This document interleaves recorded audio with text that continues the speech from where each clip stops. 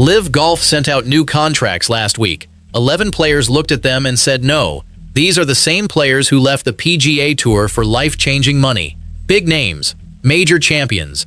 They walked away from everything they built and took the Saudi checks. Now those checks look different.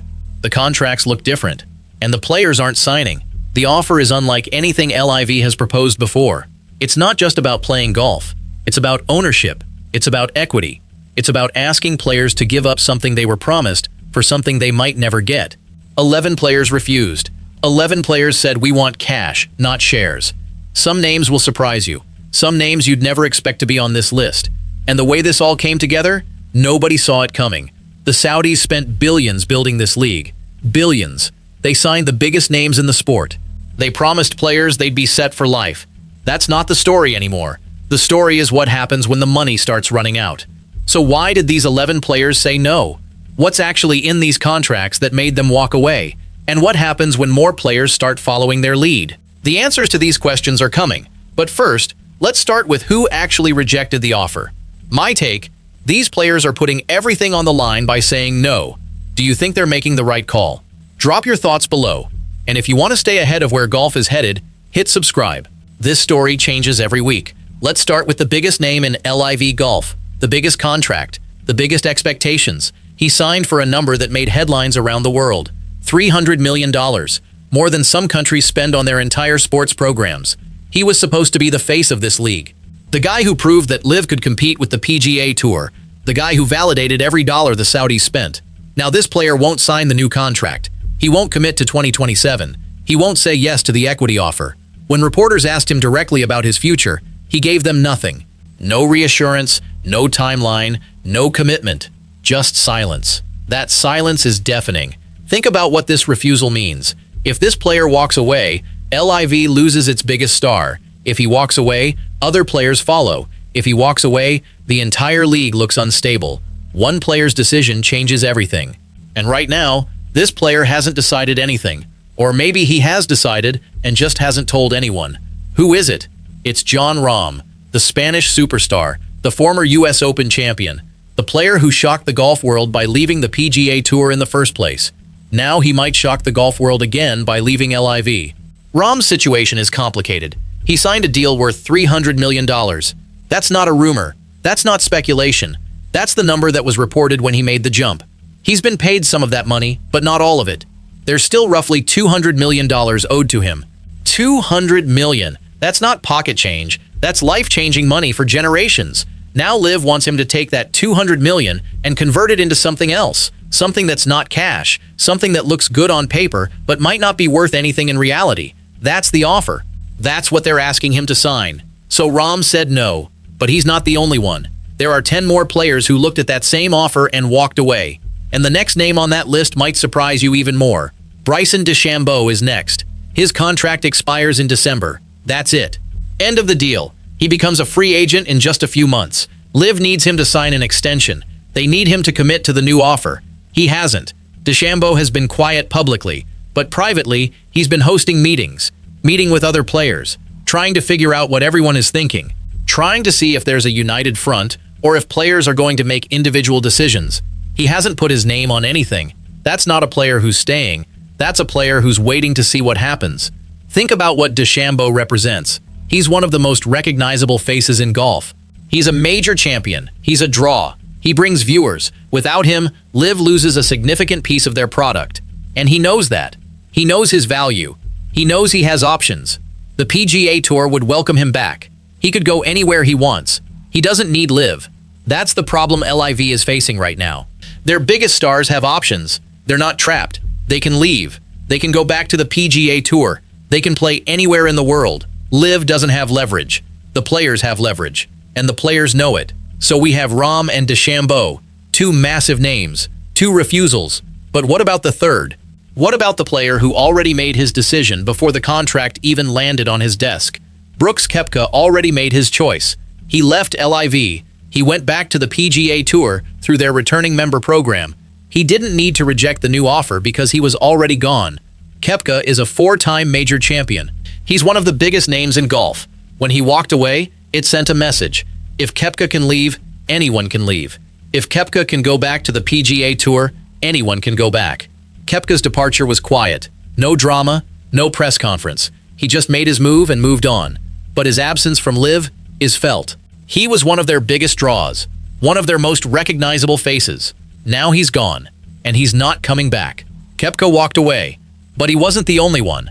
The fourth name on this list made the same decision, and his story is even more interesting. Patrick Reed also left. He went back to the DP World Tour. He's currently leading their points list and has no intention of coming back to LIV. Reed is a major champion. He's a player who thrives on competition.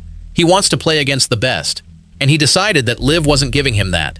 Reed's departure was different from Koepka's. Reed has been more vocal. He's talked about his decision. He's made it clear he's not coming back. That's a statement. That's a player who's done with the league and wants everyone to know it. Reed is gone. Koepka is gone. But what about the players who are still there? What about the player who was one of LIV's biggest defenders? Sergio Garcia made his position public. He said he's looking at all options. That's polite language for "I'm leaving." When a player says they're looking at options, they're already gone. They're just waiting for the right moment to announce it. Garcia has been one of LIV's most vocal supporters. He defended the league. He talked about how great it was. He said all the right things. Now he's looking at options. That's a complete reversal, and it tells you everything you need to know about the current state of LIV Golf. If Garcia is leaving, that sends a message to everyone else.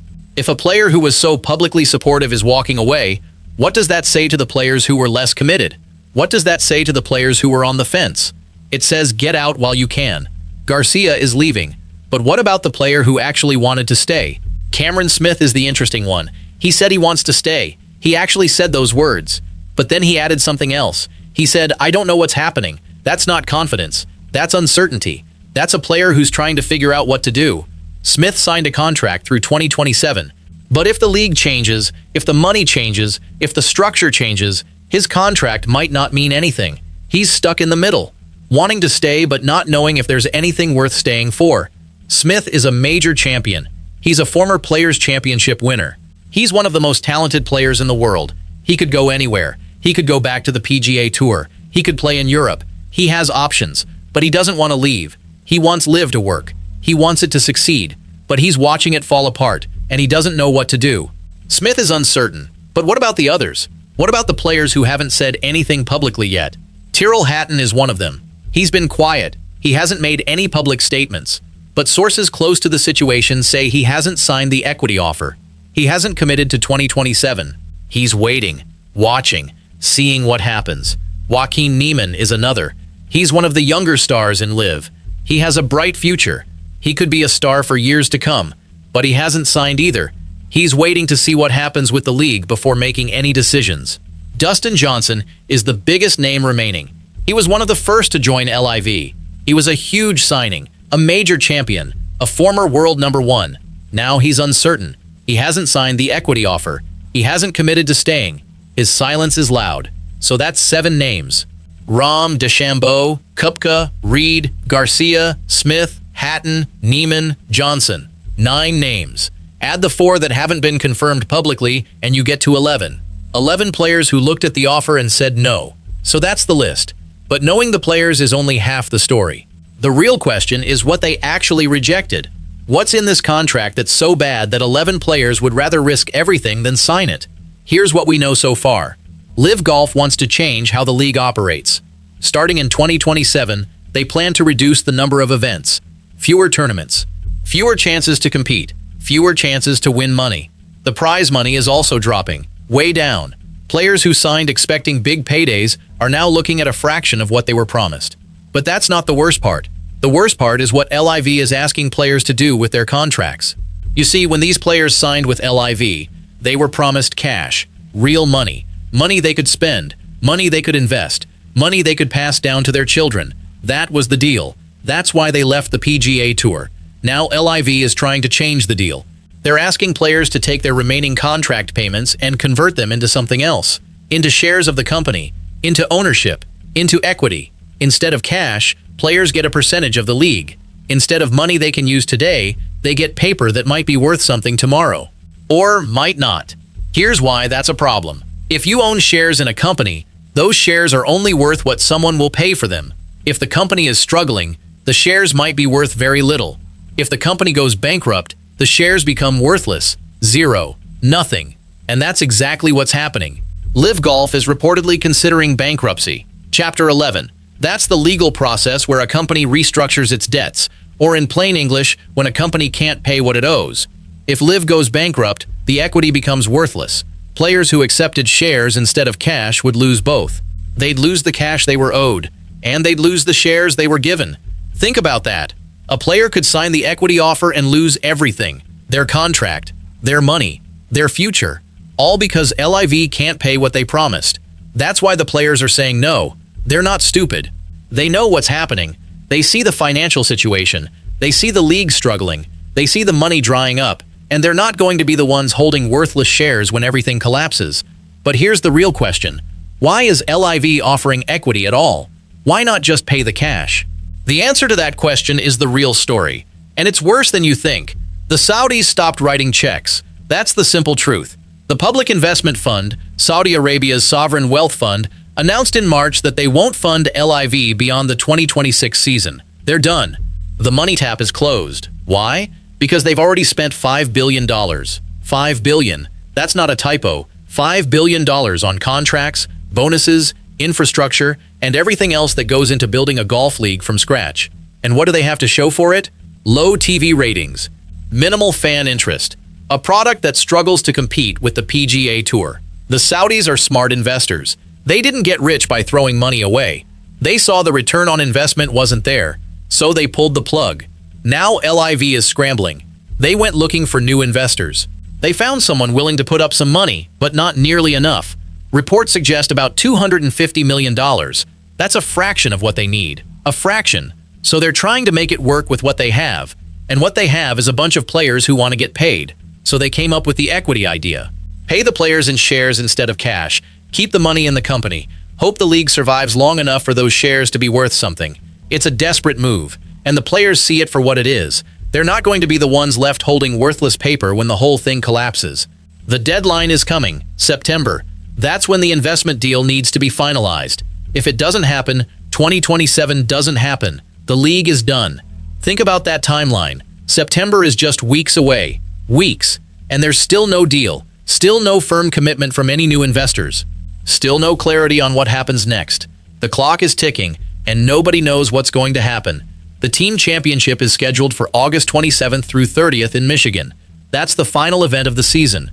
But there's still no confirmed course layout. Fox Sports pulled it from the broadcast schedule. Think about that. The final event of the season, and nobody knows if it's actually happening. That's not a league. That's a fire sale. So what happens if the players don't sign? What happens if Rahm, DeChambeau, and the others walk away? What happens to LIV Golf? There are three possible scenarios. Scenario 1. LIV collapses entirely. No 2027 season. The league is finished. Players scatter to other tours. Some go back to the PGA Tour. Some go to Europe. Some retire. The experiment is over. Scenario 2. LIV launches 2.0 with a skeleton field. 10 tournaments. Fewer players. Lower prize money. The product is weaker, but it exists. Some players stay. Some leave. The league continues, but it's a shadow of what it was. Scenario 3. A last-minute cash injection saves the day. Someone comes in with real money, not equity, real cash. The league survives. Everything goes back to normal. But that scenario is looking less likely every day. So we're at a standoff. LIV needs the players to sign. The players need cash they know exists. What happens when nobody blinks? The answer to that question doesn't just affect LIV. It affects the entire golf world. Remember the PGA Tour's new schedule? The changes they announced for next season? Hawaii canceled, Florida swing flipped, the 2028 two-tier system. That entire plan assumed LIV would still exist. What if LIV doesn't exist? Then the tour's plan changes. Everything changes. If Jon Rahm and Bryson DeChambeau are back on the PGA Tour by 2028, the competition level changes, the ratings change, the money changes, the whole landscape of professional golf shifts. That's the bigger picture. This LIV crisis isn't just about LIV. It's about the entire sport. It's about where the best players in the world are going to compete. It's about what the future of professional golf looks like. And right now, nobody knows the answer. Not the players, not the executives, not the fans. Everyone is waiting. Everyone is watching. Everyone is trying to figure out what happens next. 11 players said no. 11 players took a stand. They said we want cash, not shares. They said we're not going to be the ones holding worthless paper when this thing collapses. They said our careers matter more than your experiment. My take? These players are absolutely right to reject this deal. LIV built a league on promises they can't keep. Now they're asking the players to pay the price for their mistakes. That's not fair. That's not right. And the players know it. What do you think? Should these players take the equity and hope for the best? Or should they walk away and try to rebuild their careers on the PGA Tour? Tell me where you stand. I want to hear your take. And if this breakdown helped you understand what's actually happening behind all the headlines, hit subscribe, because 2027 is going to make everything you just heard look like nothing more than a warm-up. The real story is just beginning.